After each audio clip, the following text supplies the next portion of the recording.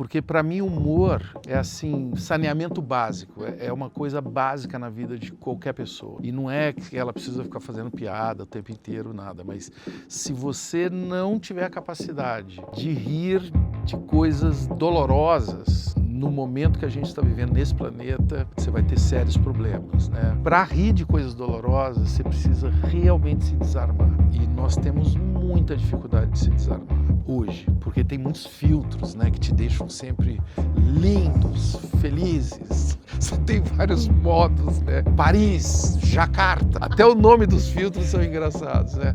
Você está sempre num lugar incrível, num pôr do sol maravilhoso, um sorvete derretendo no pôr do sol, sabe? É um negócio muito tentador.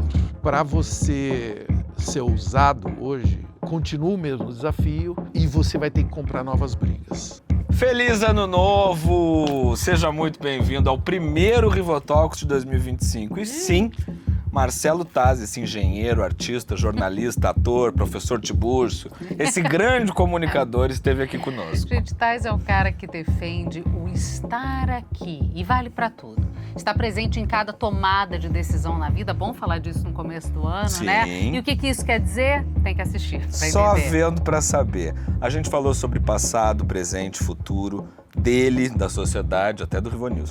E vale ouvir esse cara que já passou por grandes espaços de mídia e é próximo de grandes nomes do nosso país. Aos 65 anos, o Taz ainda está só começando. Um monte de projetos e ideias. Fica aqui para saber o que ele falou pra gente desses novos projetos e ideias nesse primeiro Rivotalks de 2025. É isso, a nossa sessão semanal de conversas com o convidado, com o apoio das drogarias Pacheco em São Paulo. Você não pode dormir sem essa.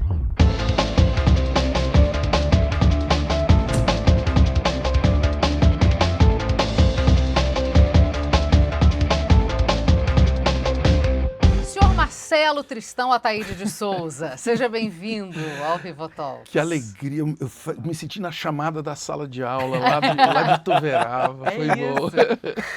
Ô Taz, o teu apelido a gente já entendeu, né, É. de onde vem, Isso. é a soma das iniciais do teu sobrenome, mas é muito curioso que você, que é um cara que usou do humor a vida inteira na sua carreira, tenha Tristão entre os sobrenomes, Exatamente. né?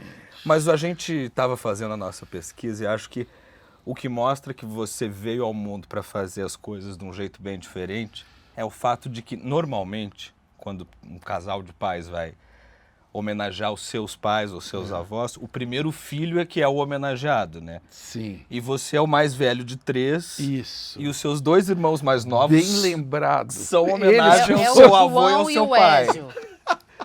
Exatamente, cara. E Você é o sabe Marcelo. por que você é o Marcelo? Eu sei. Marcelo Mastroianni é o culpado. Que legal. Acima de avô e pai. Eu nasci, Correto. eu nasci numa época que as mulheres estavam enlouquecidas pelo Marcelo Mastroianni. Que maravilha. Com razão, né? Sim, Dizem- sim. Com muita razão. E aí o Marcelo Mastroianni ganhou do meu pai e do meu avô.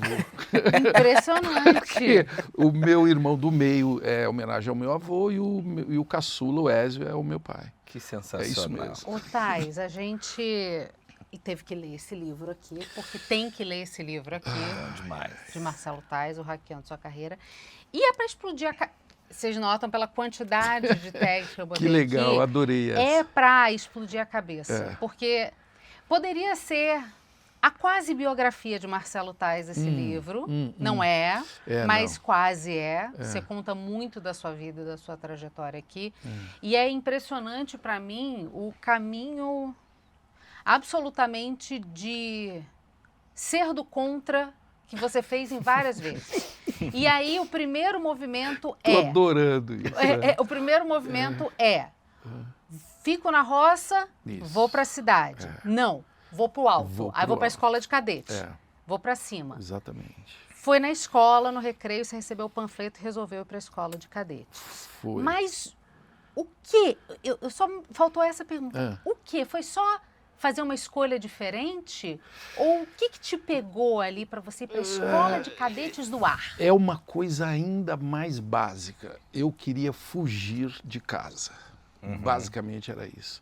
Fugir de casa é muito forte, porque eu tive uma infância muito legal. Pois é. Numa cidade incrível, que é Ituverava, infância na rua, sabe, totalmente livre. É um negócio difícil de imaginar isso. Hoje, né? Com um amigo, 30 moleques até de madrugada na rua, falando besteira, machucando, jogando futebol, fazendo tudo. Mas chega uma hora que eu falei, o mundo é muito maior do que isso, né? E foi justamente o rádio, a primeira coisa que me pegou. Eu comecei a ouvir rádios do Rio, né? Big Boy, eu ouvi umas coisas assim muito... Até Londres, né? Londres, comecei a ouvir os BBCs da vida, os chiados das rádios da Rússia em espanhol, né? As rádios comunistas e tal, Voz da América, né? E aí eu falei, cara, eu tô muito longe do que está acontecendo no mundo. Então já veio esse chip dentro de você, né? Já tinha esse chip, esse negocinho. Nós tínhamos uma viagem anual, apesar de eu morar tão no interior, tinha uma viagem anual para Santos. Então passava por São Paulo, aí eu ficava olhando, falava, o que é isso, né? E aqui em São Paulo eu tinha um esporte muito radical, que era ficar trocando de canal. E Ituverava só tinha um canal, então você não precisava nem levantar. Claro. Você só via, era TV Tupi.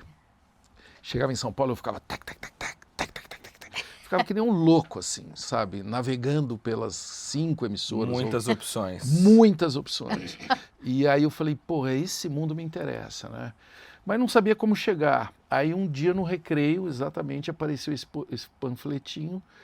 E eu estava com os amigos e no fundo a gente queria, assim, primeiro fazer a viagem até Barbacena para conhecer a escola. Só isso já era maneiríssimo. Já, mesmo que a gente não entrasse. Então fomos todos para lá e tal. E aí, infelizmente, só eu que passei, da minha turma, de Ituverava. E aí que foi a primeiro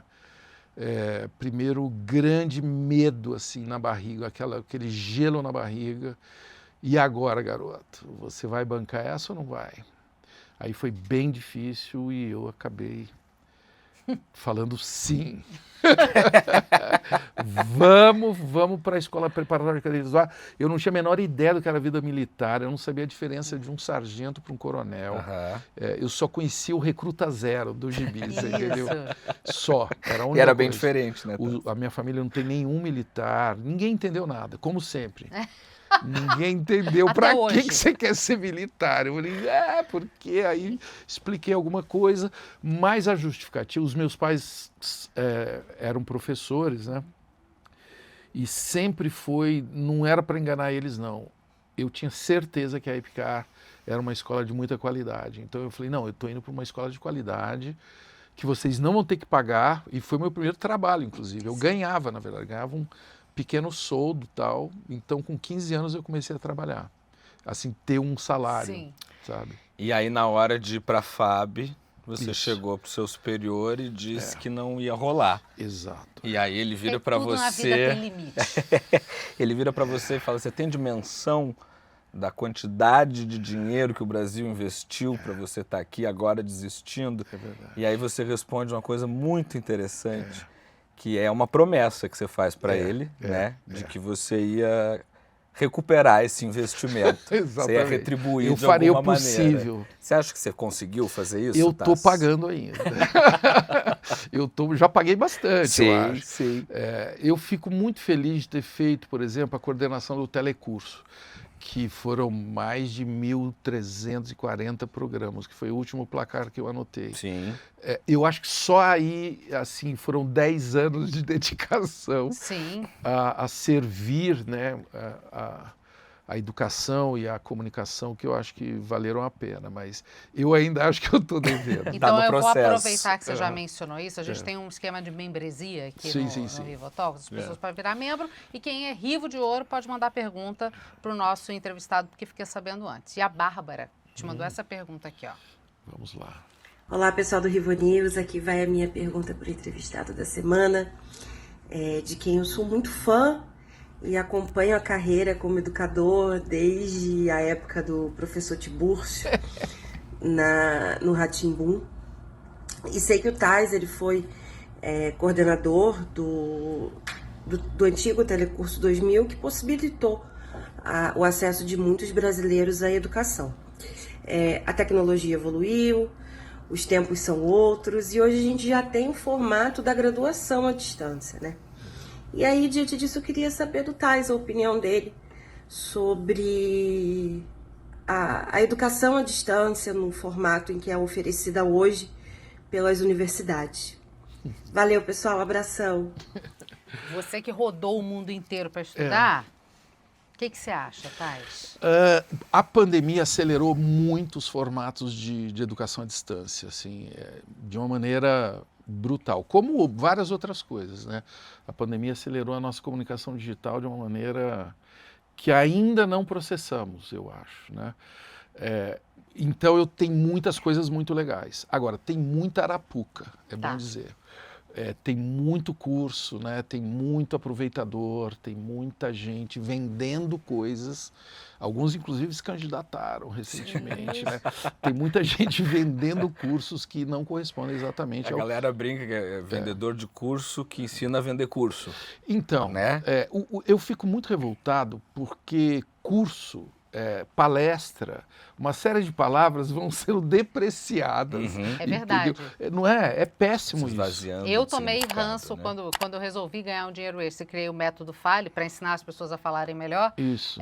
Eu falei, eu não quero dar nome de curso. Então, não quero. Você vê como é o ambiente que a gente está vivendo, né?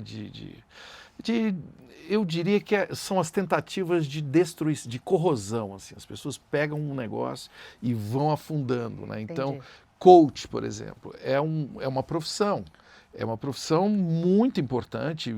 Tem gente que precisa muito, inclusive, de se aproximar dessa técnica. É uma técnica muito antiga, de décadas. Né? Mas coach virou quase que um xingamento, uma coisa meio depreciativa. Né? Precisamos tomar cuidado com isso, porque você pisa numa casca de banana que foi feita para você, né? Então, curso, palestra, coach, um monte de coisa assim, você vai tendo que mudar o enfoque, porque tem muita pilantragem, literalmente, no meio. E tem muito preconceito, tudo vem junto, né? Então, assim, cursos o telecurso, por exemplo, é uma coisa que eu me orgulho demais, porque ele foi criado nos anos 90 para atualizar o telecurso que vinha dos anos 70. A Globo tem isso, a Fundação Roberto Marinho tem isso desde os anos 70. A diferença é que antes os atores faziam papéis de professores e tinham um quadro negro e eles liam no teleprompter as aulas e tal. Ok, funcionou durante muito tempo. Nos anos 90, eu fui convidado a ajudar nessa renovação de linguagem. E aí nós fizemos um trabalho gigantesco, equipes gigantes, meu braço direito, Braulio Mantovani, que é um cara muito conhecido, Oscar nominee, e o Joaquim Falcão, Hugo Barreto, assim, uma qualidade de gente incrível, sabe? Sim. Consultores importantíssimos. E com ousadia, né? Porque tem aquele viral recente, não recente, mas toda hora aparece de novo. Isso. Que é aquela cena do telecurso, que é uma aula, acho, de biologia. E aí estão falando sobre pelos, e aí a menina fala, tá nascendo pelo embaixo do meu braço. E a mãe vira e fala, e na xoxota?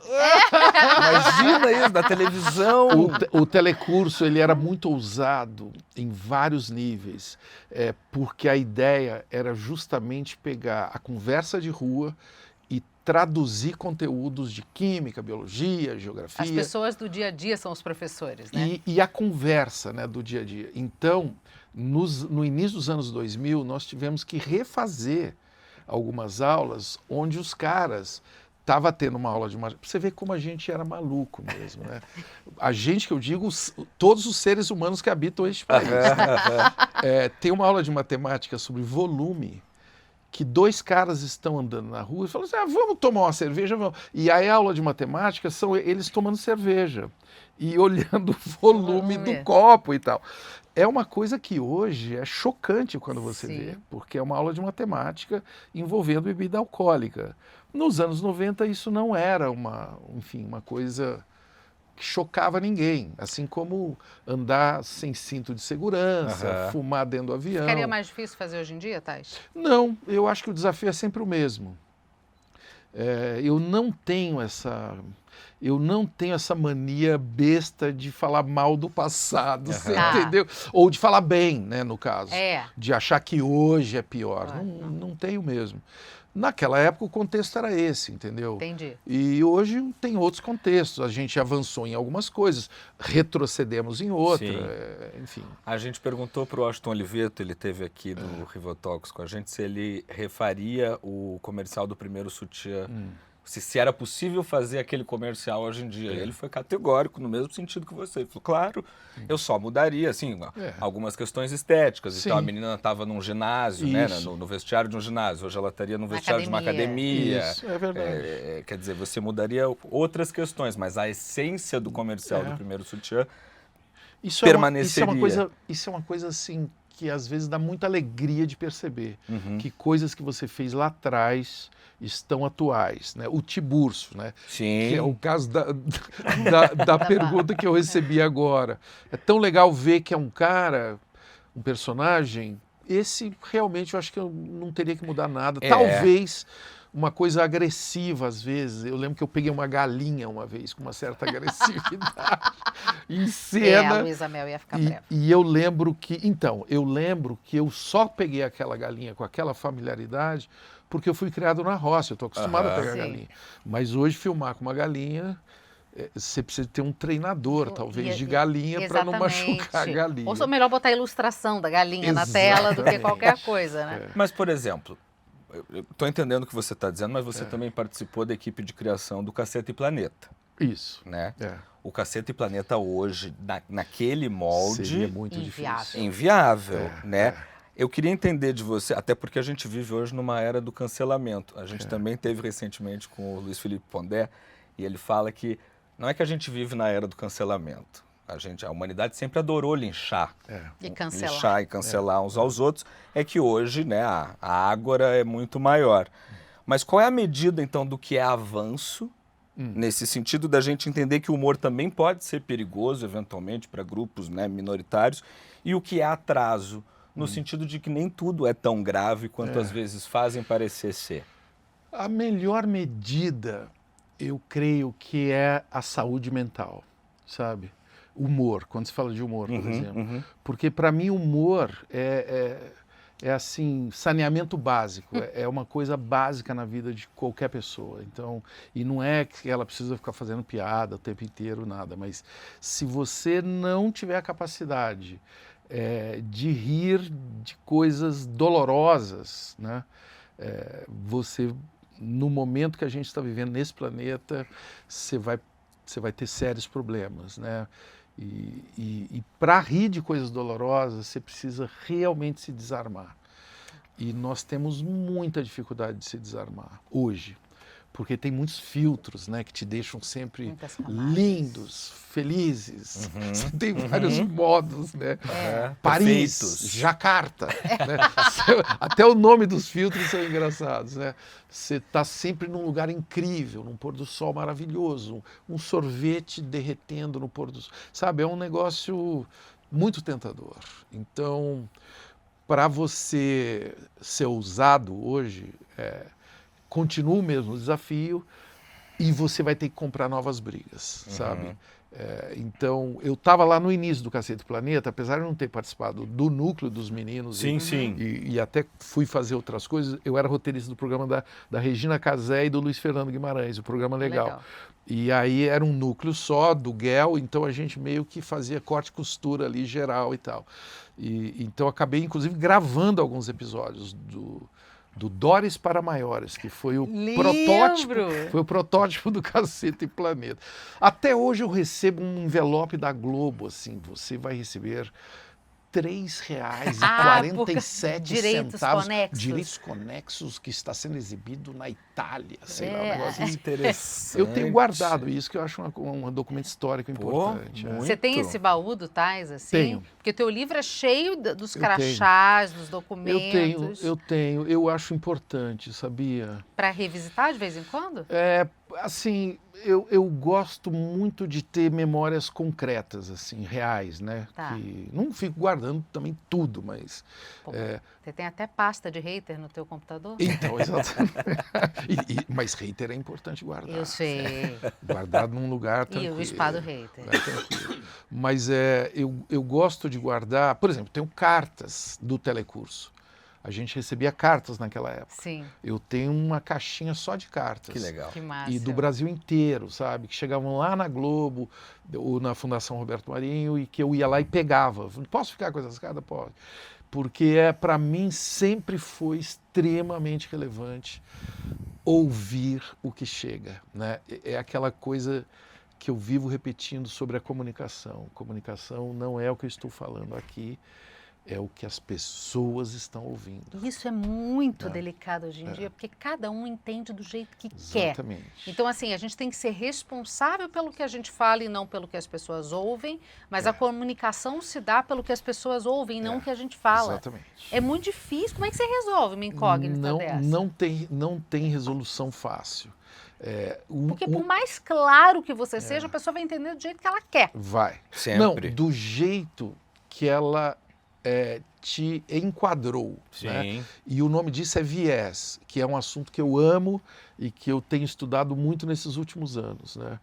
E tem o grande monge, o meu Buda do viés, que é o Daniel Kahneman, que é um fofo que nos deixou recentemente, Verdade. mas é um cara da psicologia que ganhou o Nobel de Economia Que doido. por conta de tomada de decisão. Aham. Então ele mostra o quanto que o viés afeta Todas as nossas decisões. todas as nossas decisões, desde as pequenininhas até as grandes, as macros, né, decisões de economia, por isso que ele ganhou de economia. Mas no caso do Kahneman, trazendo para o papo aqui do viés, é legal você entender que o cérebro ele funciona de dois modos, né? É de um jeito muito simples que ele coloca a coisa. Um é você reagir imediatamente, que é o caso do hater. Você reage de sopetão e chuta a canela do cara de volta. E o modo 2, que é quando você processa, você respira, você deixa dentro do spa de haters para ele dar uma Decantando. relaxada e você consegue colocar num outro lugar. Finalmente eu entendi isso sob o ponto de vista científico, né? Neurológico. Você consegue colocar num outro sistema que funciona a nossa percepção. É aquela ideia do eu tô tomando banho e você fala, putz, era essa a resposta que eu tinha que ter dado, e não aquela. Exatamente. Né? Quando te cai a ficha depois, putz, era isso que era para eu ter falado. Exatamente. Inclusive, Não na eu acho que emoção, no né? chuveiro tinha que ter um lugar para você anotar ideias, porque muitas vezes você tem excelentes O Gabriel ideias. sempre entra com o celular no Sério, banho, né, Gabriel? eu já... Não é? É total, porque sempre vem alguma coisa, né? Eu nunca deixo de anotar uma ideia. E isso eu aprendi com o Chico Anísio. Nessa Mestre. época da pré-história minha lá na Globo, porque o Chico Anísio tinha uma frase maravilhosa, que ideia e cabelo, quando sai da cabeça, não volta mais. Verdade. Bom, você é um exemplo dos dois, né? Eu adorei essa, eu aprendi na hora. E é mesmo, né? Às vezes você tem uma ideia, você fala, não vou esquecer não, Imagina. eu vou anotar. Cara, Impressionante. você chega em casa, você estava no trânsito, né? Você não lembra o assunto, às vezes. Impressionante. E A minha analista me sugeriu ter um caderninho do lado da cama para os sonhos. eu tenho. Porque você Eu esquece depois de 5 minutos Eu não sei se acordado. você sabe, Eu lá também na pré-história de não sei quando, os grandes filósofos e pensadores, eles seguravam como se fosse tipo um molho de chave na mão e dormiam com aquilo na mão, porque as grandes ideias vêm justamente quando você está no limbo entre o acordar e o Isso, dormir. isso. E aí solta aquilo ali, aquilo te desperta, você fala, Isso. agora eu vou anotar. É isso aí, é isso aí. O livro do Siddhartha Ribeiro fala muito disso, desse momento, né? O oráculo da noite, que tem a ver com o sonho, né? Que é um oráculo, né? E ele tem uma técnica, vocês precisam trazer ele aqui, porque eu me sinto meio, assim, estou aqui explicando de um jeito muito pobre. Não, Imagina. mas já dá o Uma teaser. referência. Não, mas ele me ensinou nesse livro, e depois eu entrevistei ele no Provoca, e a gente se aproximou, Mas ele fala justamente disso, assim, que nós vivemos neste lugar difuso que é entre a consciência e a inconsciência, e nesse lugar você consegue acessar conteúdos que são muito preciosos. Então, tem um negócio legal, turma, que é na hora que você está acordando, se tiver algum sonho relevante, não é qualquer sonho, né? Você tem que treinar uma coisa assim, você já percebeu que você está acordando, mas aí por isso que eu tenho um caderninho. Aham. Você pega o caderninho, eu gosto de sair do quarto até para não atrapalhar as pessoas que estão ali no quarto, no caso o Abel, né? E aí, As pessoas, a galera. e aí eu vou e procuro anotar num estado que eu assim ainda estou bem doidão Aham. de sono. E meio que anotar, ou desenhar também às vezes até melhor, Boa. porque os sonhos têm imagens Verdade. preciosas, né? E enlouquecedora. O meu caderno de sonho é quase só desenho. E É um gibi. é um gibi. Que às vezes eu abro, não entendo nada, e alguns não. Alguns eu abro, eu falo, putz, Aham. eu volto imediatamente para aquele sonho. Era aí. É muito legal. Otávio, você sempre foi um cara vanguardista, né?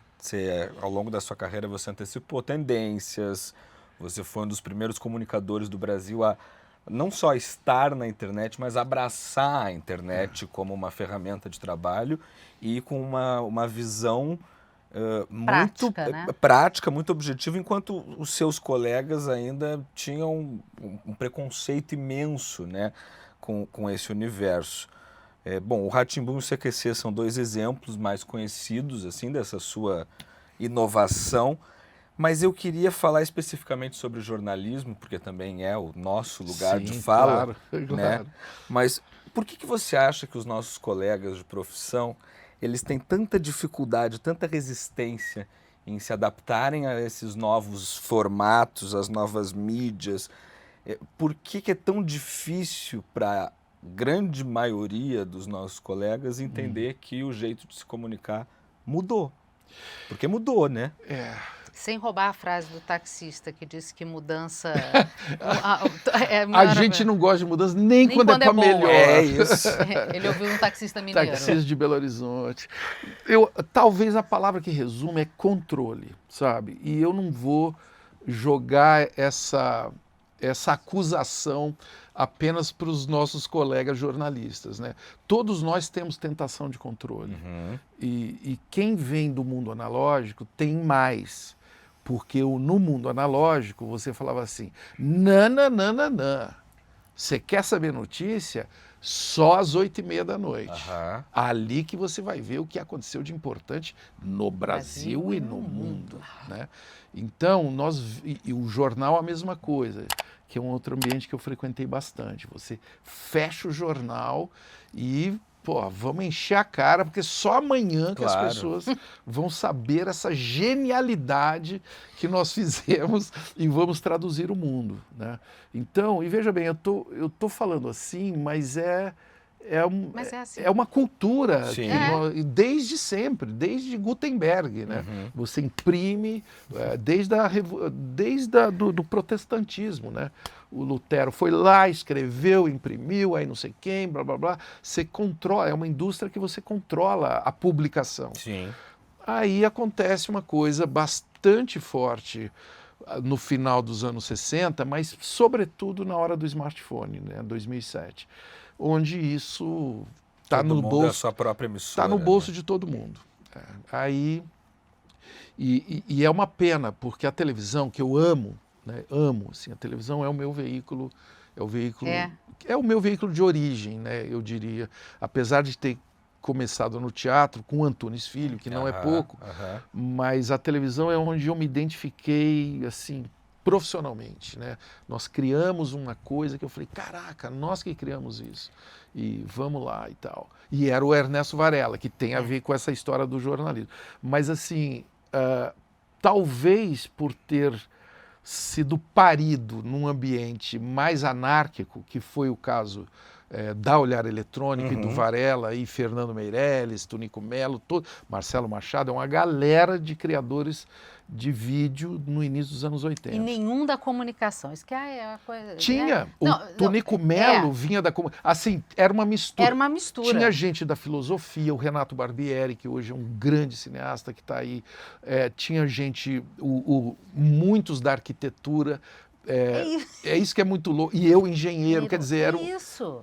Mas tinha gente de rádio e TV. Esse curso já. Não era um de rádio e TV? Dois? O Tonico e a Sandrinha eram de tá. rádio e TV. O Clóvis também.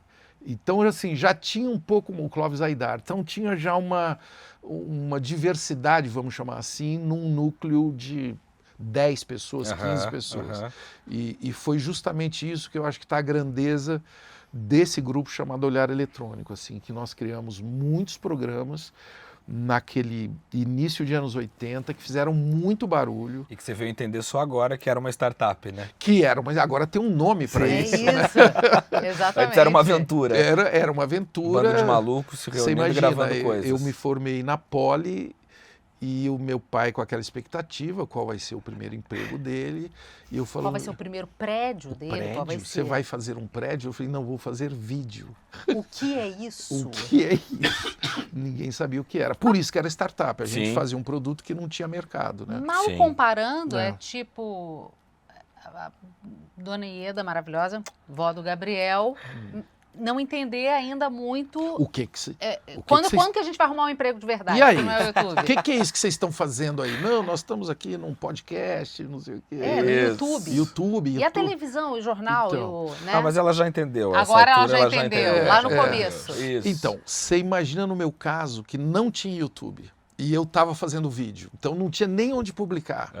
Pior, você estava fazendo stories, né? Que eram vídeos de 1 minuto e meio, contando histórias em vídeo, e o único lugar que as pessoas viam era nos festivais de vídeo. Então, era uma coisa que você tinha que acreditar muito que uma mudança estava a caminho. Mas você não só acreditou, como você se preparou para tudo isso também. Você fala muito no livro sobre a importância de estudar, de criar estofo para as coisas, né?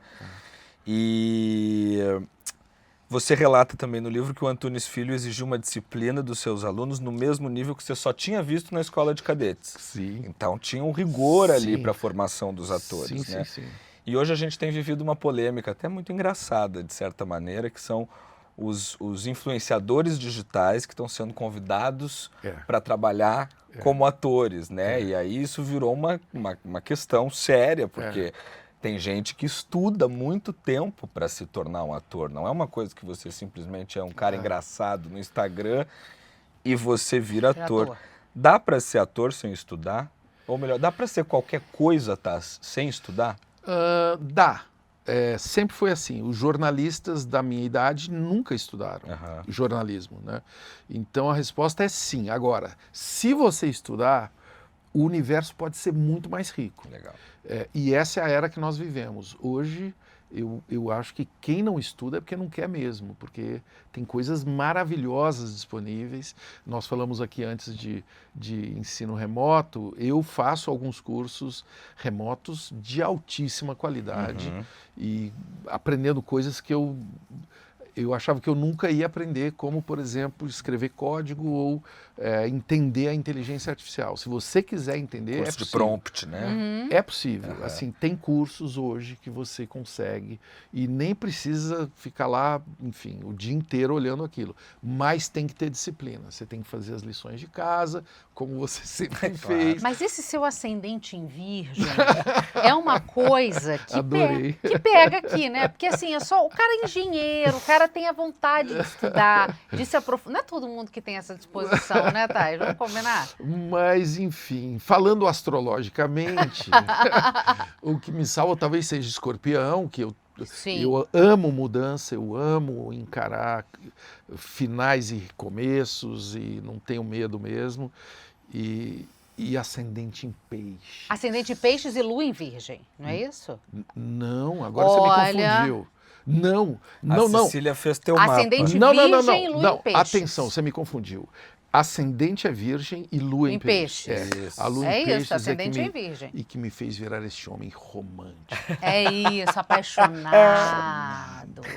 Pela Bel e Líquido. pela vida. Líquido, exatamente. Líquido, é maravilhoso. Falando em apaixonado, eu sei que... Eu quero falar de várias... tem muita coisa para falar, gente, desculpa. Mas assim, Tranquilo. o Varela, eu quero falar mais sobre ele já, Tá. mas o Varela, você falou que você surgiu ali meio de bate-pronto, beleza. E você se inspirou nas suas vindas aqui para São Paulo, Isso, na casa da sua tia. isso. E ali você criou o personagem a partir das figuras que você via. Seu tio ali, marido da sua tia, que morava ali em Santana, né? Isso. É isso. Aí ele criou o personagem do Varela, palmeirense, nascido no Tucuruvi, tinha um Chevette, Tinha um filho Chevette, único. isso. O pai já tinha morrido, ele morava com a mãe. Tinha uma Barça. Ele era CDF, é isso, ele Isso. era aquele cara dedicado, batalhador, trabalhador, tal. E tem essa coisa que você disse que você, apesar de ter tido essa experiência na casa da sua tia que te ajudou a construir o Varela, você só conheceu a cidade para valer, São Paulo, quando você mergulhou como voluntário lá na casa do Zezinho. É isso aí. Que aí você perdeu a ignorância de São Paulo. Exatamente. O que você quis dizer com isso? Porque você é um cara que vasculha. Não, eu quis dizer que exatamente rodava. isso. Eu quis dizer que a maioria das pessoas que moram em São Paulo não tem a menor ideia do que é essa cidade, se não conhecerem a periferia de São Paulo. Claro. Entendeu? E eu achava que eu já tinha conhecido, né? Eu achava que eu já tinha ido ali, sei lá, na Zona Leste. Zona Leste é gigante, que tem muita coisa ali para ser conhecida também. Zona Norte, né? Eu já conhecia Tucuruvi, já conhecia o Freguesia do Ó, tal. Mas a Zona Sul de São Paulo é o berço da cultura de rua de São Paulo, é o berço do hip hop, do rap, e também da violência, da desigualdade, entendeu? E quando eu fui para lá no início dos anos 2000, eu fui lá dar um curso de vídeo para a garotada, eu vi que eu tinha muito mais a aprender com eles do que ensinar, entendeu? Eu estava falando para uns garotos de 9 anos que já tinham sido estuprados, meninas que tinham são submetidas à violência todos os dias e estavam ali sorrindo, querendo aprender a fazer vídeo comigo. Eu falei, cara... Uma resiliência, sobretudo, inacreditável quase, né? E maturidade, Sim. sabe, emocional. Uma maturidade emocional que eu não tinha, entendeu? E talvez até não tenha ainda. E elas tinham, e elas me encaravam, e elas me desafiavam, e falavam, não entendi isso daí que você falou, não. E aí eu falei, não, cara, eu realmente preciso voltar mais aqui. Aí comecei a voltar, estou há mais de 20 anos voltando para aprender com a tia Dag e com a garotada da casa do Zezinho. Falando em aprender com a tia Dag... Sim. Vixe. Taz, meu grande amigo. Lá vem a bronca. Qual é a importância da educação para você? Isso aqui foi gravado aos 45 do segundo tempo, ela gravou via FaceTime. Ai, tia Dag, eu te amo, tia Dag. A importância da educação é se conhecer, né? A gente é muito aprender, né? A gente é muito ignorante sobre nós mesmos, né? Então a educação tem muito a ver com você ser capaz de lidar com as suas ignorâncias, né? Você entender que quando você sai de casa você não estava enxergando tudo aquilo que está em volta e tal.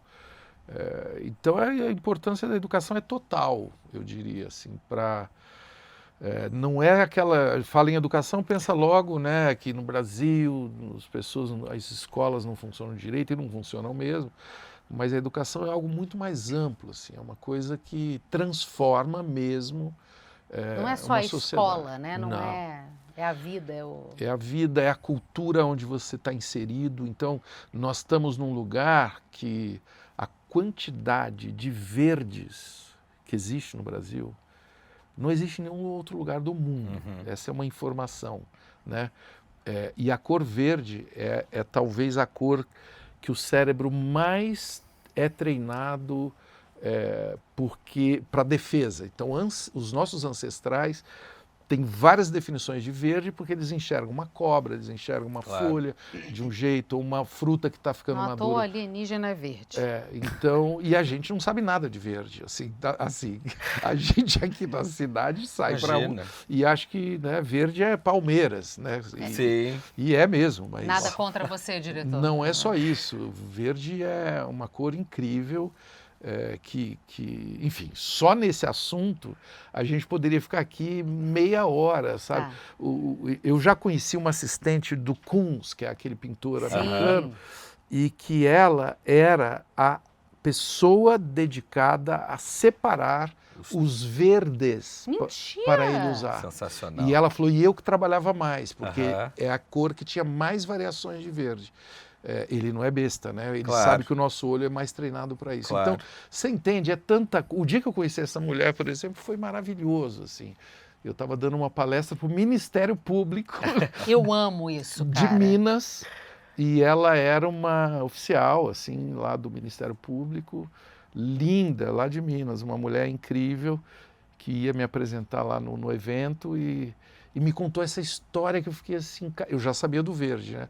E ela, eu adoro isso, porque os papos surgem dessa conversa sobre educação, né? Sim. Eu fui querer entender um ambiente muito sério, né, de Ministério Público, juízes, advogados, não sei o quê, e eu vi que era uma mulher, fiquei feliz, porque em alguns ambientes as mulheres ainda estão com dificuldade, infelizmente, e era uma mulher que eu sabia que ia liderar aquela tarde e tal. Me interessei por ela e comecei a perguntar, e ela foi direto, mas eu tive uma fase da minha vida que foi horrorosa. O que foi? Eu ficava separando os verdes de um artista lá nos Estados Unidos, muito famoso, tal, não sei. Quem era? Aí que eu descobri que era ele. Eu falei, você está louca? Imagina. Me conte mais como foi isso e tal. E, enfim. Essa é a parte chata da vida dela. Claro, imagina a parte interessante. Ele falou esse negócio de palestra do Ministério Público, eu peguei algumas, assim, as palestras que você já fez. Seminário de trânsito do Detran, palestra para pais, palestra na Expogás. Você fala em tudo que é lugar, sim, Marcelo Tais. Falo. Por que as pessoas te chamam, você acha, e por que te faz ir? É sempre sobre educação? Não. A minha conversa é num cruzamento, comunicação e tecnologia.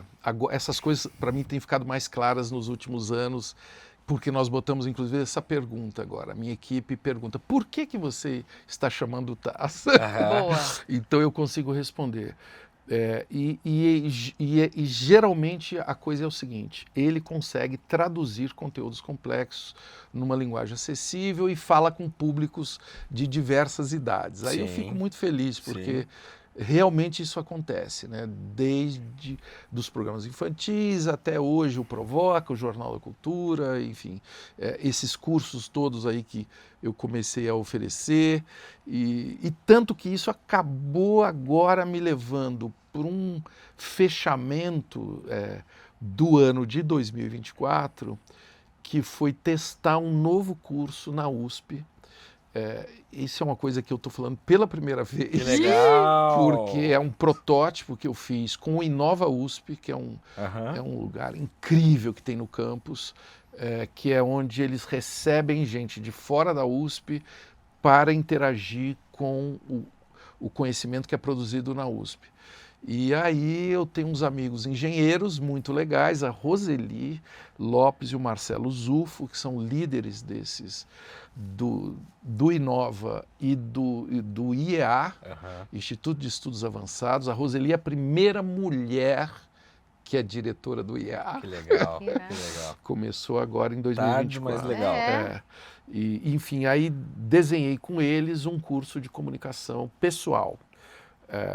E foi incrível. Nós fizemos um protótipo de 3 semanas, ao vivo, né? É aquele que tem os negocinhos das pessoas se movimentando, Exatamente. fazendo Você viu? com os pontos, Eu né? publiquei, só no último dia eu publiquei uns videozinhos. Eu achei que era aula de desequilíbrio aqui. Era uma aula de desequilíbrio. Ah! E chama Laboratório de Desequilíbrio. Aham.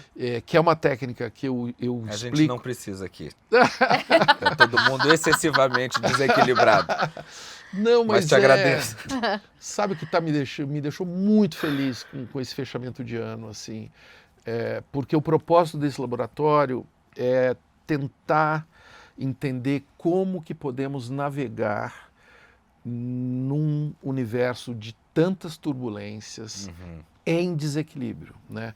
E a tese do desequilíbrio é essa, que para você se movimentar, você tem que encarar o desequilíbrio. Se você quiser entender um pouco do que é o desequilíbrio, põe só assim no Google, desequilíbrio Antunes Filho, você vai falar, meu Deus, que engraçado. sandice, né? Mas esse cara foi professor dessa técnica, porque foi o único que conseguiu, por conta dos seus conhecimentos como engenheiro, diga-se de passagem. Então, agora que eu estou começando a achar que Formatar foi a ideia. mesmo, porque o Antunes, na época, eu lembro que ele ficou indignado na hora que eu consegui, porque era o grupo do Antunes Filho, imagina. Eu estava assim na NBA, né? Aham. E os atores eram os atores de Macunaíma, né? Os Rodrigues, enfim, eram atores excepcionais. E eu fui o primeiro que consegui fazer esse exercício, que ele tinha acabado de bolar junto com o Kazuo Ono, que é um gênio japonês do Butô e tal. E aí eu consegui fazer. E é um exercício muito simples e ao mesmo tempo muito difícil de Acertar.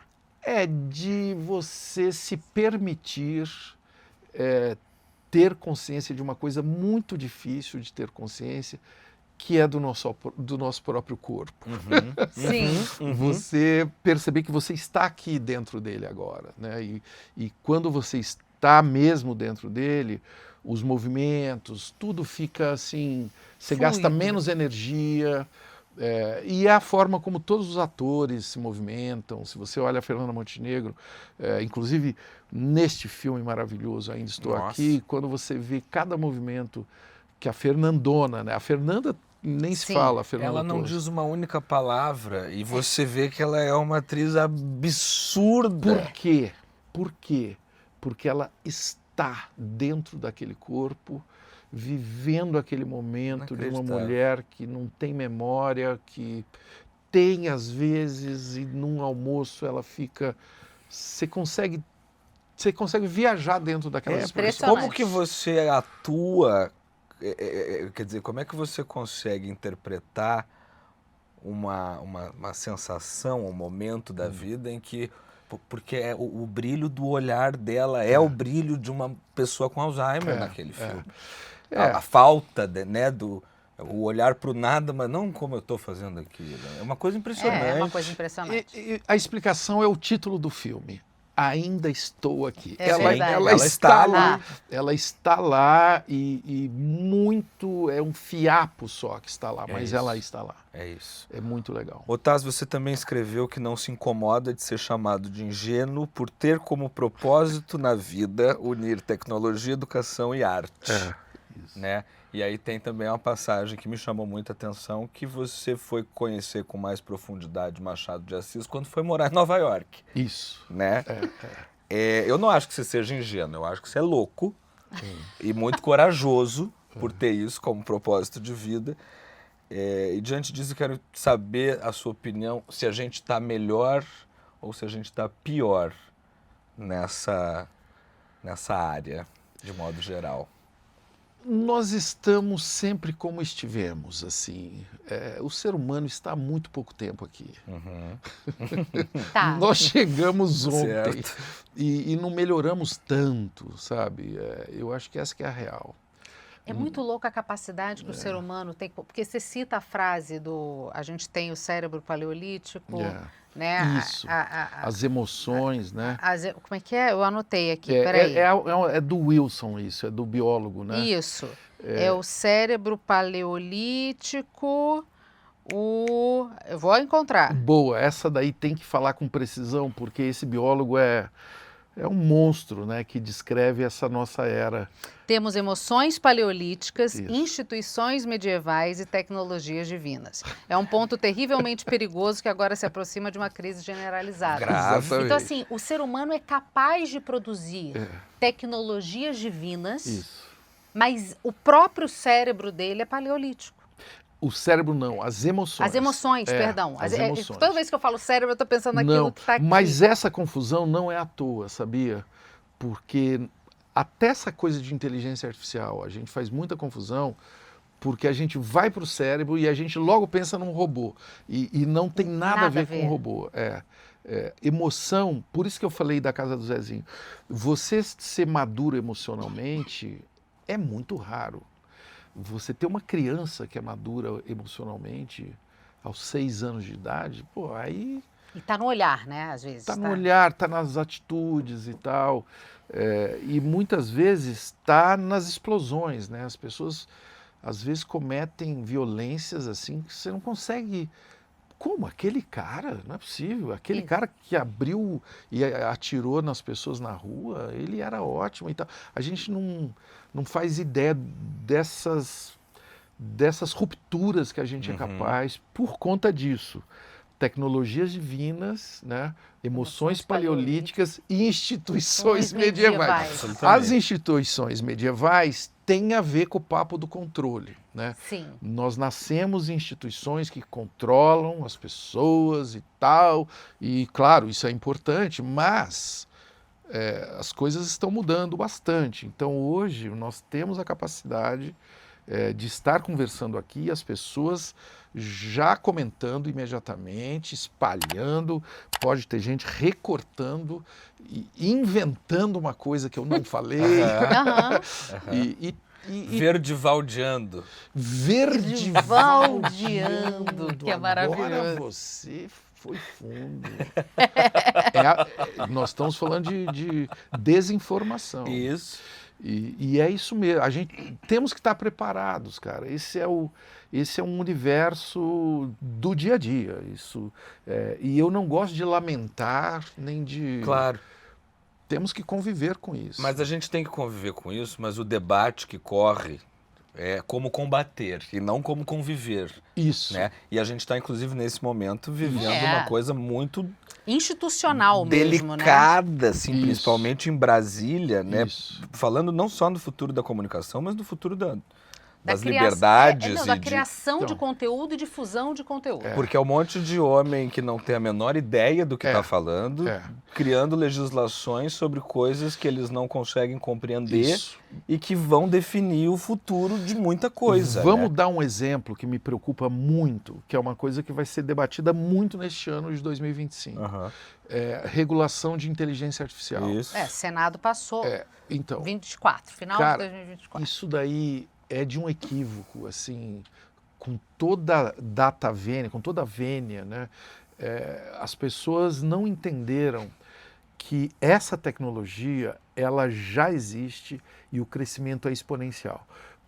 E o que nós temos que fazer é uma regulação, ou seja, uma transparência de como ela é usada, debater o que ela está causando e principalmente qual o papel do Brasil no universo desta tecnologia, né?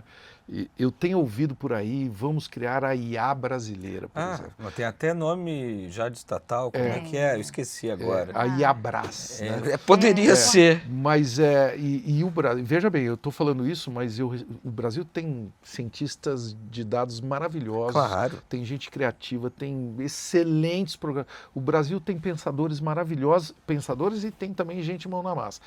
Temos que pensar qual é o papel do Brasil nesse universo. As empresas que estão hoje desenvolvendo a IA, os pilares da IA, estão investindo somas assim, gigantescas de dinheiro há décadas. Então, assim, algumas coisas nós não vamos produzir nos próximos 10, 20 anos, chips. E não precisa. E não precisa e não dá. É. E não dá. O que dá é para entender esse cenário e ver qual é o nosso papel.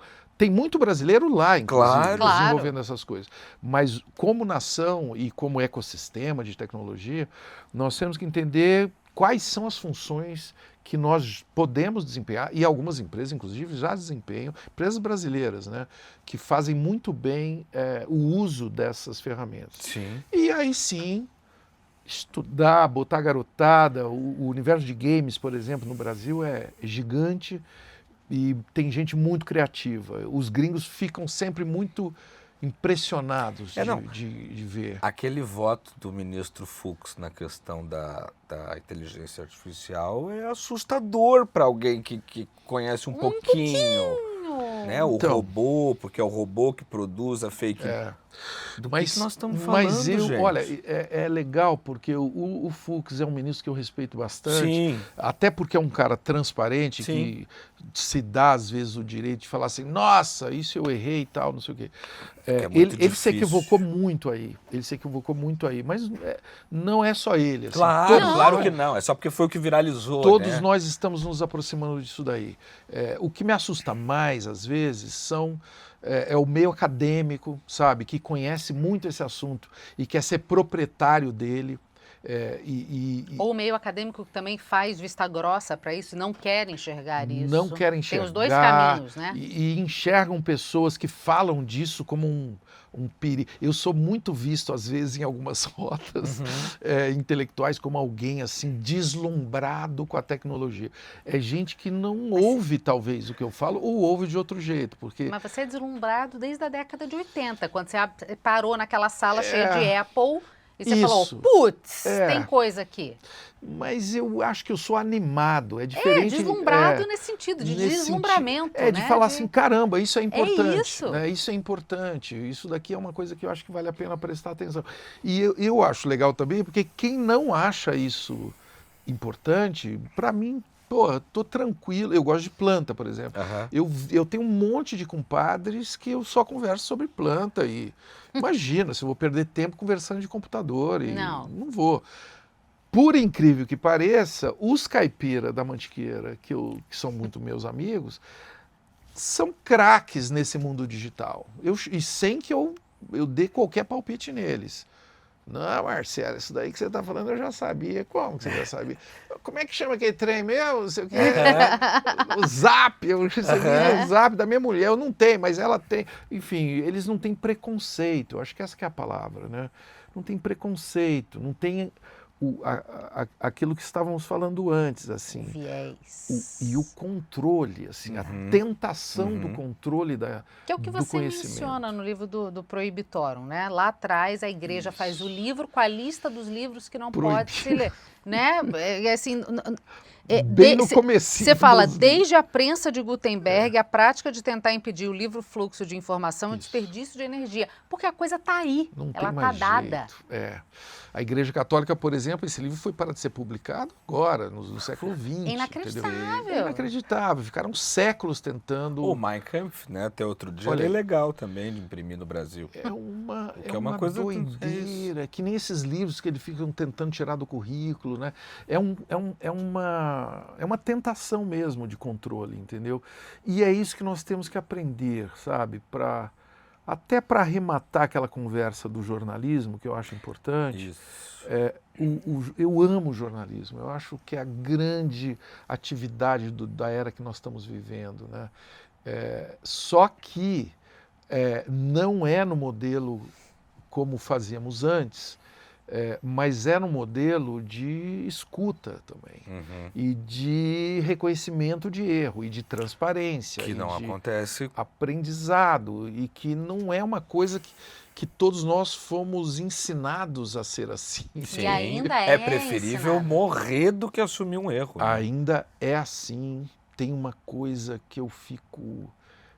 eu tenho muita dificuldade de entender, assim, quando em programas ao vivo, né, programa de entrevistas e tal, a pessoa fica com receio de titubear na hora de fazer a Nossa. pergunta e aí ler fingindo que não está lendo, né? Ou então termina uma pergunta e fica inseguro sobre a pergunta e fala, não, mas eu vou te fazer outra pergunta. Aí faz Nossa. 2 perguntas. Sim, leu em voz alta que não tinha feito ainda, aí falou, Aí o "Ih". entrevistado não sabe se responde a última, a primeira, tal.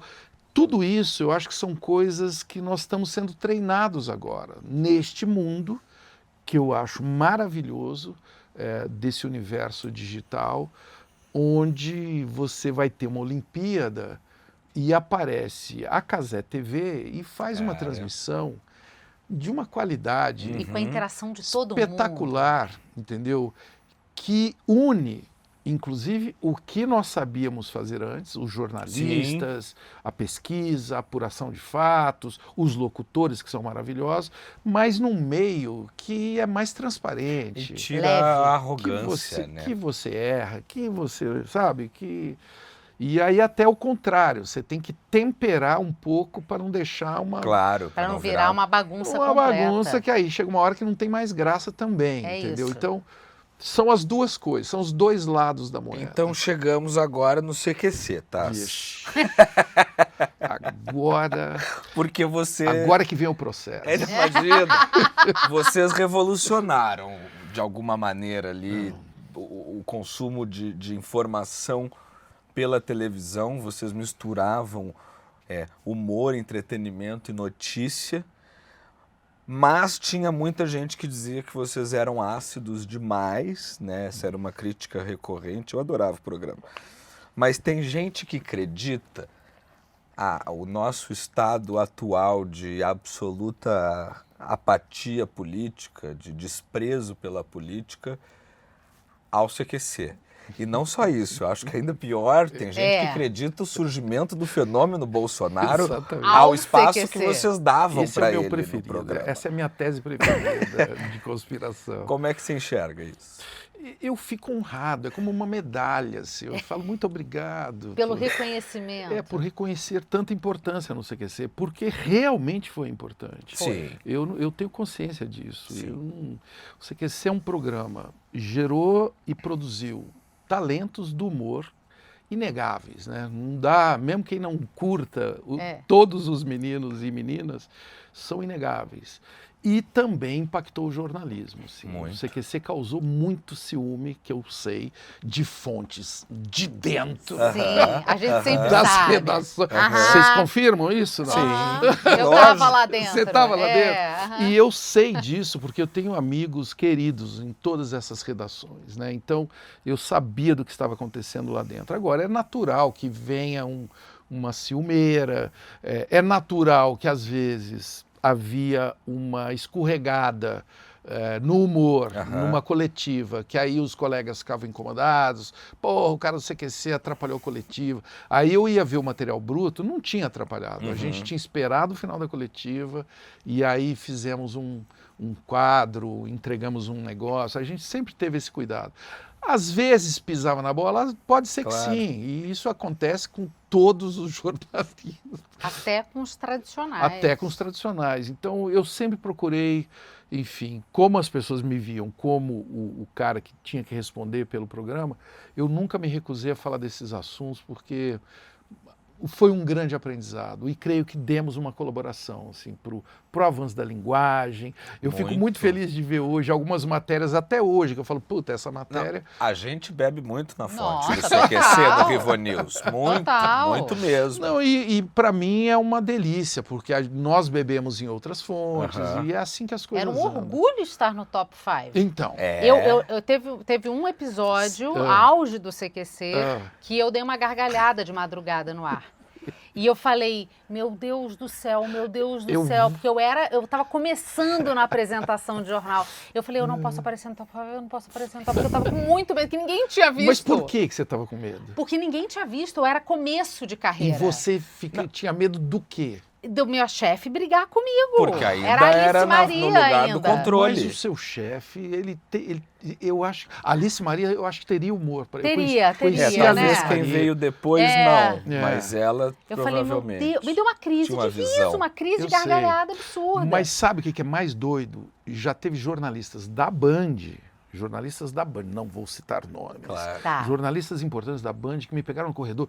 Nossa, essa semana vocês querem me botar no top 5, por favor, não. Eu falei, escuta, Mas a casa é onde... uma homenagem, É o top 5 é isso. não sei o que, fique tranquilo. Mas eu tinha 20, e, sei lá, 3 anos. Aí Então. era um medo. Bobagem. Medo é uma coisa muito importante. Ele destaca a primeira parte do livro para falar em medo em caixa alta. Caixa alta inteiro, Porque é o medo que faz a gente pensar e refletir. Medo é uma coisa que você sente quando algo importante está no horizonte. Se não for importante, você não sente Não dá medo. medo. Então você estava lá, tinha 20 e poucos anos. Para você era importante aquele momento que você estava vivendo. E surgiu uma coisa que poderia te revelar, desestabilizar, de novo a questão do controle, né?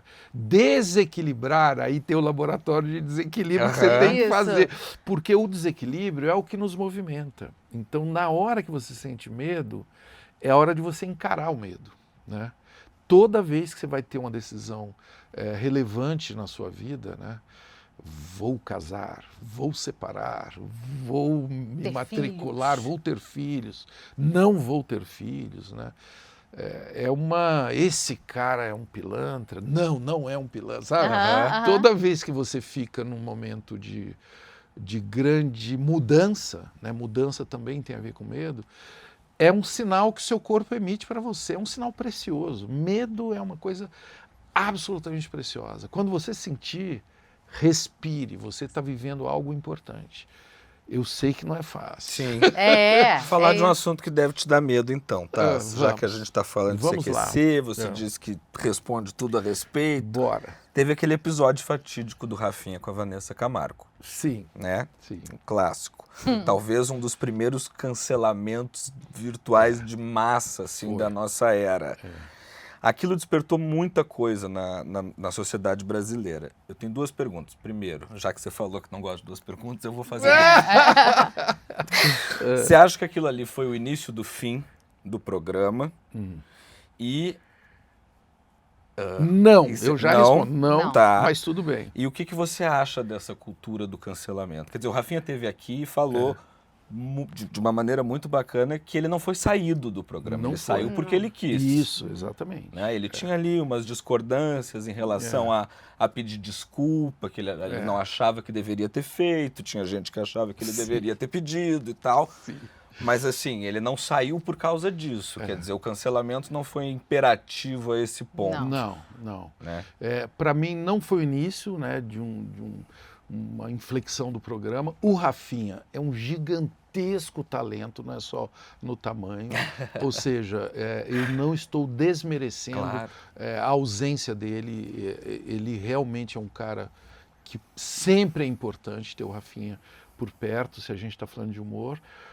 Agora, eu creio, agora eu vou dar a minha visão, ele já estava mesmo num processo de buscar outras coisas, entendeu? E talvez já não se sentisse tão desafiado. E isso foi uma coisa, uma das dezenas de coisas que aconteceram. Se pegar as coisas que aconteceram só naquele ano, tinham várias que verdade. aconteceram desse quilate. Só Tá. que ele, isso eu já falei para ele, por isso que eu posso falar aqui também. O Rafinha é um cara que prefere ter razão a fazer graça.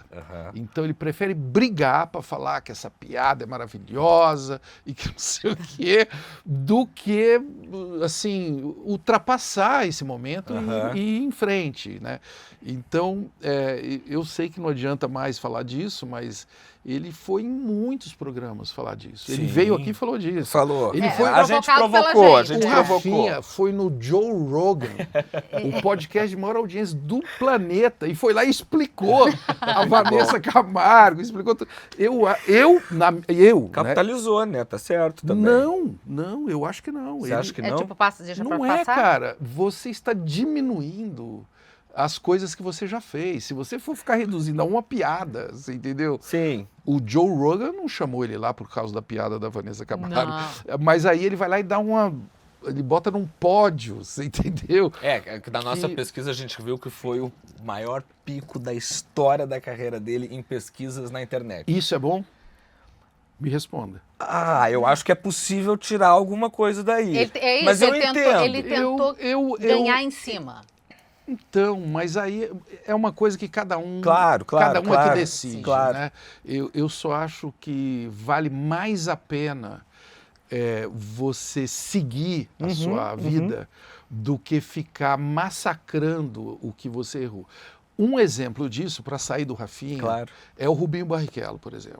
É um cara que só fala das derrotas. Né? É um cara que qualquer entrevista que ele vai dar, ele tem que falar por que ele foi em segundo lugar, por que não sei o quê. Não tem jeito, ficou na cabeça de quem ouviu sempre atrás do alemão. É o Rubinho, ficou sempre. Essa música do Cacete do Planeta. Mas por que ficou? Me por que responda. isso, né? Não, porque ele que apostou nisso. Retroalimentava, eu lembro de um comercial que ele fez, que deve ter aí no YouTube, que é ele. É verdade. E ele chega em segundo e o Nelson Piquet bate e fala assim, Rubinho, você não vai aprender nunca, não sei o quê. E ele foi pago para fazer esse comercial.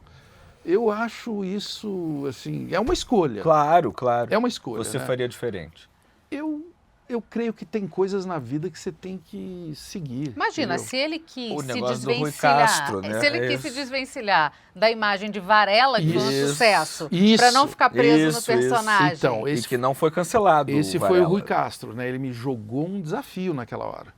Ele falou, você vai ficar a vida inteira sendo conhecido por um cara que usa óculos vermelhos. Tá, você conseguiu provar pro Rui Castro que ele estava errado. Isso não é para qualquer um também, Ele ficou mais conhecido pelo Tiburcio do que pelo Varela. Eu já agradeci o Rui Castro, pessoalmente, até uma vez por isso, porque é isso que eu acho bacana. Quando chega alguém que te provoca, como o caso do Rui, e que eu me senti, enfim, eu falei, cara, eu preciso fazer uma outra coisa. Eu não posso ficar sendo conhecido como o cara que, entendeu? Que fez a piada da Vanessa Camargo, que foi o segundo do Schumacher, entendeu? Acho Entendi. que a vida é maior do que isso, entendeu? A gente aproveita até onde dá e daí a gente deixa, assim, veja bem... Porque não tem como ignorar, Thais, eu acho que é isso que a gente está querendo dizer. Quando é um grande marco, não tem, né? Não tem como ignorar, claro que né? não. Mas assim, esse negócio de aproveitar a onda... E você vai responder o quê quando alguém fala disso? Mas eu prefiro não falar desse assunto. Eu acho que tem, porque o Pedro Bial, por exemplo, detesta falar sobre a cobertura da queda do Muro de Berlim. Não fala a respeito. As pessoas perguntam e ele fala, não, foi uma passagem. Já falou bastante. Eu vi uma palestra dele na FAP, quando eu era aluno da FAP, em que ele até negou ter feito a cobertura.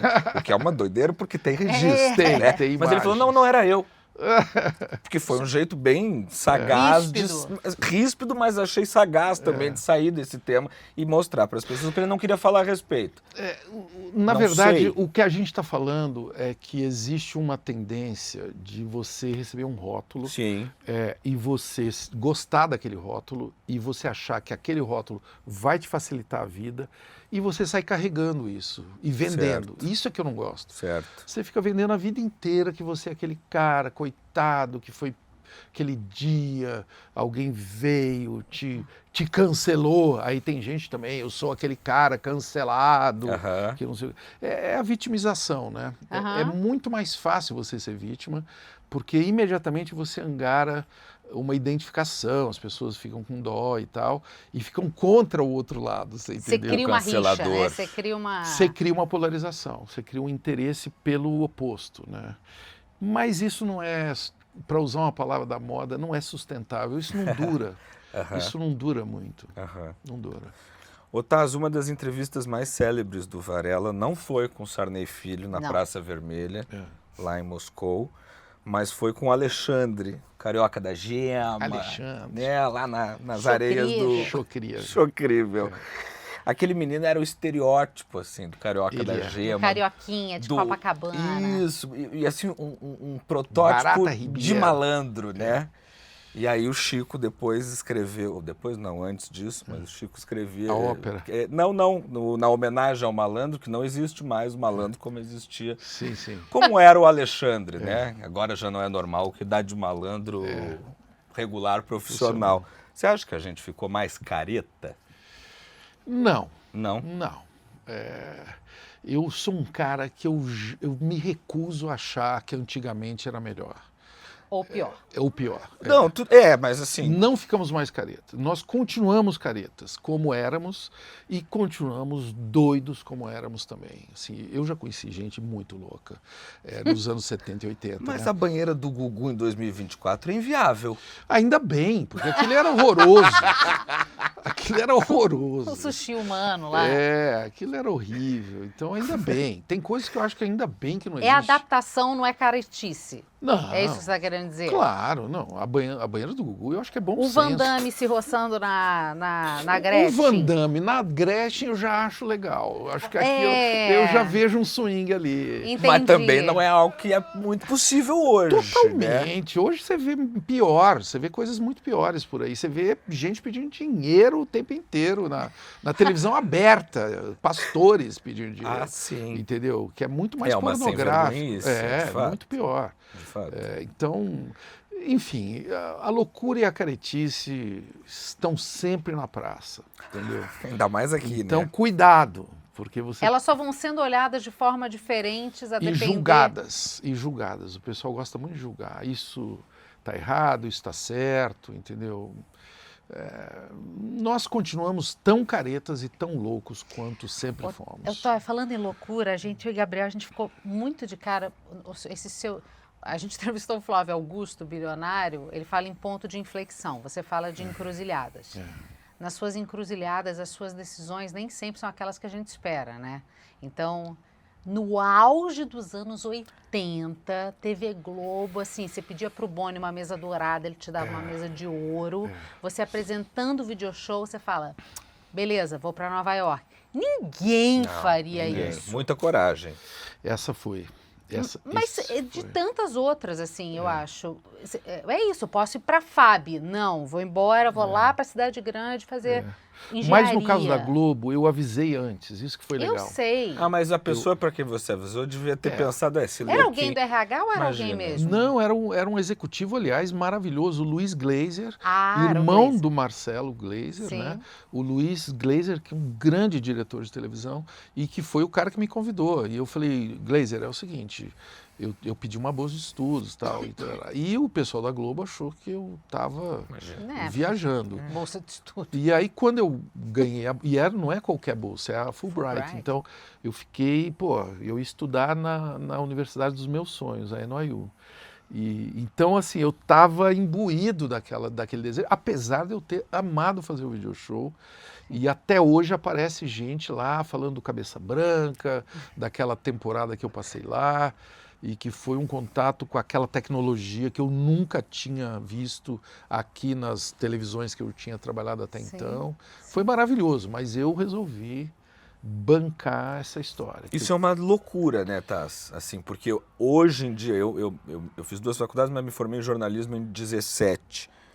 O nosso mercado é totalmente complexo, as possibilidades são infinitas, mas a gente sai do curso de jornalismo sonhando com TV e jornal.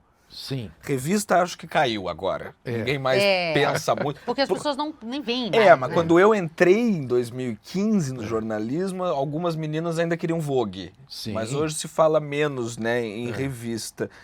Se você fosse... Bom, você teve coragem de fazer uma coisa que nem a gente teve num primeiro momento, que a gente precisou ser demitido para abrir o Rivo News. É isso. Nós estávamos lá, né, na melhor, maior emissora, etc e tal. E o universo já sabia muito sabiamente o que precisava acontecer, então nos mandou embora.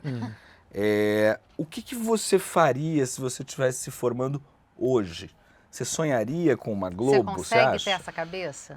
Eu acho que é diferente agora o universo, né? Você que tem filhos jovens. É. Então, os meus filhos, eu tenho um filho que inclusive, é triste eu falar isso, mas teve um dia que eu falei para ele, não, nós vamos assistir onde? Na Globo. Ele falou, o que é Globo, né? Caraca. Não, mas cara, eles assistem, eles jogam games, eles assistem games que tem 200 milhões de pessoas assistindo uma final na Coreia, você entendeu? Sim. Isso não passa na Globo, É. né? Começou a passar talvez faz 1 ano ou 2 atrás, mas isso existe há muito tempo. É a maior indústria, por exemplo, do entretenimento global hoje, né? É a indústria dos games. Bilhões. Eu estou falando do Miguel, que é meu filho do Sim. meio, que faz game design e que cria games. Sim. Então, ele tem um outro universo e tal. O sonho hoje é o velho sonho. É fazer aquilo que o seu coração aponta. Isso é tão difícil, Thais. Isso é muito difícil, mas é a coisa mais antiga do mundo. É a coisa mais antiga do mundo. E não é ir atrás do sonho, não. É de fazer aquilo que o seu coração... É alinhar o coração com o fazer, né? E como é que ouve o coração, Thais? Aí é uma pergunta muito boa. Para ouvir o coração, a primeira coisa que você tem que fazer é estar aqui. Achei que você ia falar terapia. Não, é estar aqui. Nós todos temos uma máquina de ouvir que é isto que está aqui, né? E nós não ficamos aqui. Nós ficamos sempre pulando para lá e pulando para cá, pulando para o futuro e para o passado, angústia e ansiedade e tal. É difícil. O que eu estou falando aqui não é muito fácil. Nada Não, fácil. Mas Nada quase fácil. impossível. Mas estar, né? É uma coisa to be or not to be. Não é à toa que essa é a frase. Não é à toa que é a frase, né? Você estar, né? E não é ser ou não ser, é estar, né? Você estar naquele lugar. É muito crucial para você poder tomar decisões, para você enxergar que o seu amor acabou de passar aqui na frente. Porque se você não viu, já era, acabou. Mas você acha que você tinha isso lá desde o momento que você decide ir para EPK? Eu aprendi isso em vários níveis ao longo da vida. O Desequilíbrio com Antunes, eu acho que foi a masterclass desse assunto, porque é exatamente isso. É a mesma coisa que fazem os surfistas, por exemplo. O surfista que rema antes da onda, ele não pega a onda. O que rema muito adiantado, ele leva o caixote. Então, e tem aquele que... Entra na Consegue. onda. E ele e a onda são uma coisa só. E aí talvez tenha essa coisa de você estar, né? Você está naquele momento, mesmo, inteiro, né? É difícil, tem que praticar, levar muito tombo, né? É assim que se aprende. Porque a impressão que dá é que você sempre... Você teve esse olhar. Pode ser que seja um olhar que você imprimiu depois de viver isso tudo. Eu sempre fui querendo aprender isso e está nos meus planos agora. Este ano de 2024 foi o ano que eu virei remador. Tá. Eu estou remando na raia olímpica, bonitinho, já estou no 2º barco, sou faixa amarela ainda, passei da branca para amarela. Legal. Mas eu acabei de saber agora que tem um surf que você vai sentado na prancha. E a única coisa que eu pensei que eu não vou conseguir nesta encadernação que eu estou vivendo é surfar, porque eu fraturei os dois calcanhares. Então eu não consigo, eu já tentei muitas vezes ficar em pé numa prancha, eu não fico porque eu não tenho equilíbrio lateral. Mas agora acabei de saber que Tem uma possibilidade. Não, que tem um técnico de surf que você vai que nem em cima de um cavalo, e cavalo para mim é uma coisa da infância, para mim é tranquilo, e com um remo. E você parece que pega a onda aí de até 2 metros, é possível. Que legal. Então, isso você está no meu horizonte agora. Olha ele. Horizonte 2025. Maravilhoso. Descer umas ondas aí, sentado numa pranchinha. Você falou em cavalo, que os ganchos, né? Os ganchos todos são possíveis. Aqui sempre é possível. A gente tem aqui no Rivotalks, tá, a pergunta do nosso patrocinador, que são as drogarias Pacheco e Drogarias São Paulo. E aí, como alguém que vem do interior e ama a roça e tem o cavalo como uma memória ancestral, tem algum remédio, algum chá da avó, uma erva medicinal, alguma coisa assim que você acha que é muito superior ao que a gente pode encontrar na farmácia? Olha, hoje em dia eu sou um homem de plantas. Certo. Então eu cultivo manjericão, que é uma coisa, se você souber colher bem um manjericão, e não é só para você botar na pasta, que é muito bom, mas você pode tomar banhos com as folhas do manjericão, que te deixam, mas assim, com sono. Jura? Você vai para outros planetas. Cabeça toda aqui para baixo? Banho é uma Caramba. coisa dos rituais de Umbanda, inclusive. É usado em rituais de Umbanda, que é um banho, o famoso banho, né? Uma água não muito quente, assim, não é aquela água pelando, mas você deixa o manjericão ali, fica aquele caldinho e tal. Você pode ter alguma atividade antes, inclusive tomar um bom banho. Claro. E depois Jogar o manjericão. fazer um banho de manjericão. Aí vira um taz ao pesto. Exatamente. Eu recomendo, pessoal, essa. Mas é só para o sono? Assim, esse é o principal benefício que você enxerga? Olha, é esse? esse é um benefício que tem muito a ver fazer com, hoje. com aquilo que a gente estava falando antes. Não, tem a ver com você estar de volta ao Entendi. seu corpo. É um Reconexão. reset. É um reset, exatamente. Eu vou fazer depois que acabar tudo. eu já vou Atualizar meter o hoje aplicativo. Sabe quando você atualiza o aplicativo, o reloginho fica assim? Ele, zoom, você pega o sistema novo, você passa para o sistema novo, entendeu? Adorei. Vou anotar fácil, dica maravilhosa. Já que a gente falou em reset em passado, vamos botar essa pergunta, que não é bem uma pergunta, é uma colocação, digamos assim. Meu Deus, vamos lá. E aí, Marcelo, estou aqui em Tuverava com nosso pai e venho aqui para te pedir para passar uma vontade nesse pessoal aí. Conta um pouquinho das histórias nossas na casa da avó Geralda, da tia Neguinha, das tardes de domingo, comendo o doce de leite da tia Neguinha, o pé de moleque da avó Geralda. Conta aí para eles, passa bastante vontade neles. Ezinho, meu irmão. Ezinho estava no banco com o pai. Ezinho e Ezão. A avó Geralda é o meu grande amor.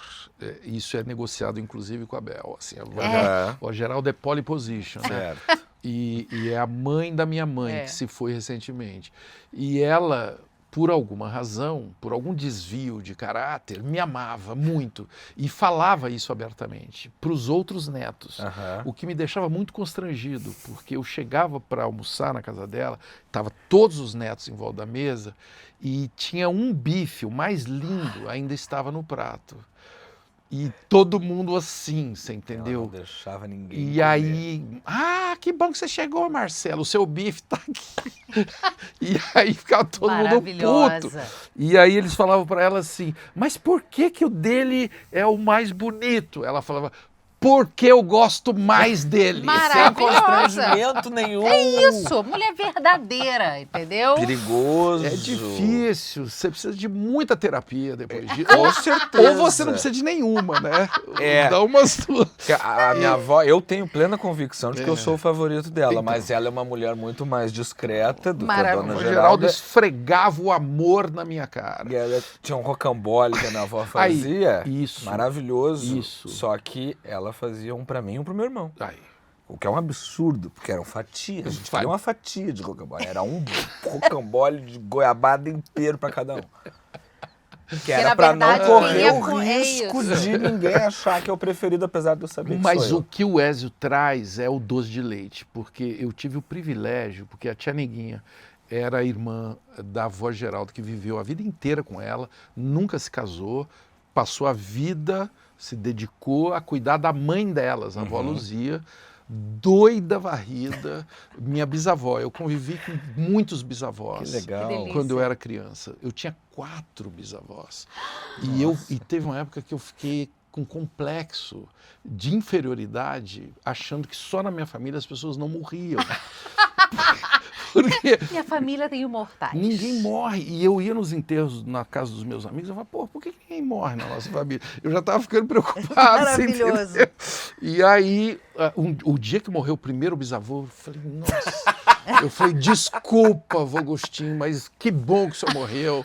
E fui pro velório, fingi que eu estava chorando. Mas olha que doideira, você é um cara tão consciente do estar, do agora que você estava falando, que a possibilidade da imortalidade te apavora. Me E apavora. na imensa maioria das pessoas... Todo mundo quer ser. Deus me livre, gente, que isso? Não, eu acho que Nós deve ser temos muito que saber cansativo. chegar e saber partir. Maravilhoso. Isso daqui é uma, né? Estamos só de passagem mesmo e tal. Que legal. E a avó Geralda, sabendo disso e convivendo naquela casa, ela criava um doce de leite, ela fazia um doce de leite com a tia Neguinha, cada uma no seu tacho, e eu era o piloto de prova. Veja o privilégio. Eu Que decidi, difícil. eu A decidia cobaia. quem que tinha o melhor doce. E as duas ficavam ali, e aí botavam a prova assim num pirezinho na minha frente e eu... Então, ficava ali. isso você não respondeu no livro. Ah, Você conseguia dizer qual era o melhor? Porque você não podia desagradar a avó Geralda. eu enrolava. Eu sempre fui.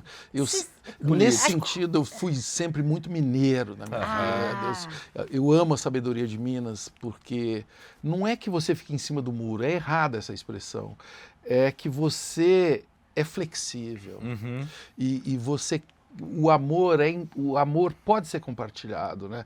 E eu não tenho dúvida que o meu amor, eu falei aqui antes, era a avó Geralda, mas a tia Neguinha, imagina. A tia Neguinha às vezes ganhava da avó Geralda, aí ela ficava puta quando eu falava que ela era. E aí o amor aumenta, Claro. enfim. O legal é poder brincar com tudo isso, sabe? Poder compartilhar, contar essas histórias. Maravilhoso. A gente está falando de memória, Taz, e memória é um tema recorrente nas suas conversas do Provoca, que você começou em 2019, né, a apresentar. Isso. Estamos Você no sempre- 7º ano agora, 2025. Sensacional. Você está sempre levantando reflexões sobre momentos importantes da vida dos seus entrevistados. Você está falando de vários dos seus aqui também. Tem algum, sabe aquele filme Como se Fosse a Primeira Vez, que a menina todos os dias ela Com a acorda Drew Barrymore. e aí Claro. todo mundo tem que fazer com que ela pense que é o mesmo dia. Tem algum dia ou um período da sua vida que você escolheria, assim, se tivesse que eternizar ou que repetir muito? Nenhum. cara. Nenhum. Nenhum. Assim, isso para mim é muito importante. Você não consegue dizer qual foi o seu auge até Não, aqui? assim, não. Eu consigo dizer momentos que eu amei Claro. e que foram ultra especiais, mas eu jamais vou querer que eles se eternizem, jamais. Nunca. E que eles se repitam, porque é impossível. Não existe isso, entendeu? Eu vivi uma experiência na Índia, por exemplo, em 2019, que é impossível de eu contar aqui. É impossível. E aí, isso quer dizer que eu quero voltar para lá para ter a mesma experiência? Não. Já é outro Marcelo, né? Mas eu vou voltar uma hora para Aham. lá e vou ter de novo essa experiência e vai ser outra, entendeu? Mas uma coisa transcendental, espiritual, assim? Eu estudo e pratico meditação desde 92, então Muito antes de são ser modinha. 34 anos, 35 anos. E é uma meditação de origem, 5.000 anos da região ali do Maharashtra, que é o norte de Mumbai. E eu sempre tive medo de ir para a Índia, assim, porque para mim sempre foi muito importante essa meditação. E o máximo que eu fiz foi ir até uns ashrams nos Estados Unidos, que é Aham. onde fica a nossa mestra. E já fui lá, tive com ela algumas vezes, mas para a Índia eu falei, não, eu acho que eu não estou Preparado. capacitado para segurar tudo que vai ter para aprender lá, porque lá existe o ashram que deu origem Aham, o a essa, principal. que é onde o mestre dela construiu com as mãos dele. É lindo, é o lugar mais lindo que eu já entrei na minha vida, os jardins mais lindos. Quando eu chego na Europa, eu vou direto para o Jardim Botânico, quando eu vou para a Austrália, ou quando eu vou para qualquer lugar, eu vou sempre para o mato, né? Esses jardins que eu tive na Índia são os mais lindos que eu já vi. Tá? Mas esse curso que eu fui fazer lá de 15 dias é um curso de silêncio. Então, você fica em 15 dias em silêncio, Desesperador. sem telefone. O telefone é no primeiro dia você deixa lá e fica 15 dias lá, assim, você entra em outra Caraca. dimensão, literalmente. E tudo isso com uma comida espetacular, com uns horários muito diferentes, acordando às 3, porque às 4 tem a primeira atividade, e indo dormir às 8, enfim, você tem que mudar o seu fuso horário, assim. E ao mesmo tempo é ultra desafiador, requer uma disciplina enorme e nunca eu tive acesso a tanto prazer e liberdade. Que coisa de estar doida. assim o dia inteiro aprendendo e E você se ouviu muito nesse momento? até coisas que eu não queria ouvir. Tá aí o risco. Porque aí O você medo. começa a ouvir gritos, né? Quando você faz o silêncio é que você começa a ouvir a barulheira que está rolando, tanto na sua cabeça quanto ao redor, né?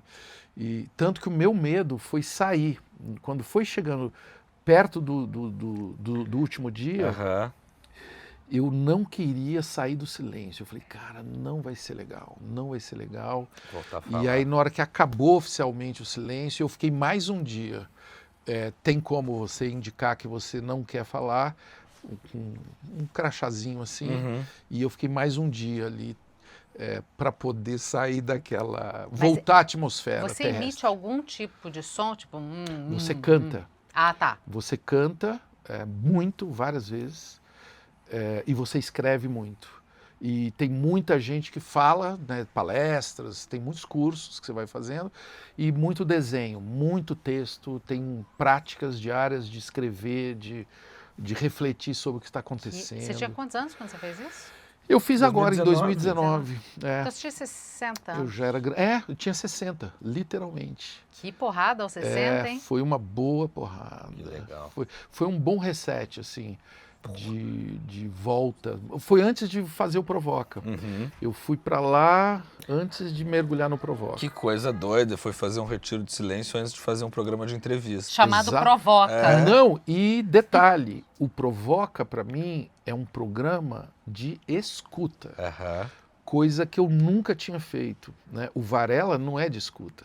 O CQC não é de escuta, o professor Tiburcio não é de escuta, Não. nada disso. Eu sempre fui um cara que falei muito. Uhum. Falei e faço perguntas, no caso do Varela, onde a resposta não é o mais importante, né?